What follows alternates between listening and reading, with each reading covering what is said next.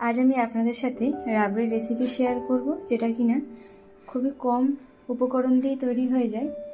আর এই রাবড়িটা বানানোর জন্য প্রথমে আমি গ্যাসটা জ্বালিয়ে এতে কড়াই বসিয়ে দেবো।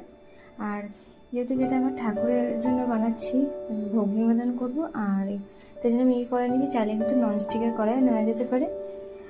কড়াইয়ের গায়ে যেহেতু আমি সিলভারের অ্যালুমিনিয়ামের কড়াই নিয়েছি, তাই 1 টেবিল স্পুন ঘি দিয়ে কড়াইয়ের গায়ে ভালো করে একটু লাগিয়ে নিচ্ছি। এতে কি হয়, দুধটা যখন জাল দেওয়া হয়, পাশে যে সরগুলো লেগে থাকে, সেগুলো খুব তাড়াতাড়ি আমরা স্ক্রেপ করে নিতে পারি, খুব শক্ত হয়ে থাকে না। কড়াইয়ের মধ্যে অল্প একটু কাজু রোস্ট করে তারপর আমি কাজুগুলোকে একটু সাইড করে 1/4 কাপ মতন জল দিয়ে দিয়েছিলাম, আর 1 লিটার দুধ দিয়ে দিয়েছি। তার সাথে দিয়ে দেবো সঙ্গে 3টে এলাচ আর অল্প একটু কেশর। আর দুধটাকে ফুটাবো। দুধটাকে খুব ভালো করে ফোটাতে হবে। আমি এখানে কিশমিশ দিয়েছি, চাইলে কিন্তু কিশমিশ নাও দেওয়া যেতে পারে। আর 2 প্যাকেট দুধের জন্য আমি এখানে 2 টেবিল স্পুন মতন আমল দুধের গুঁড়ো দিয়েছি।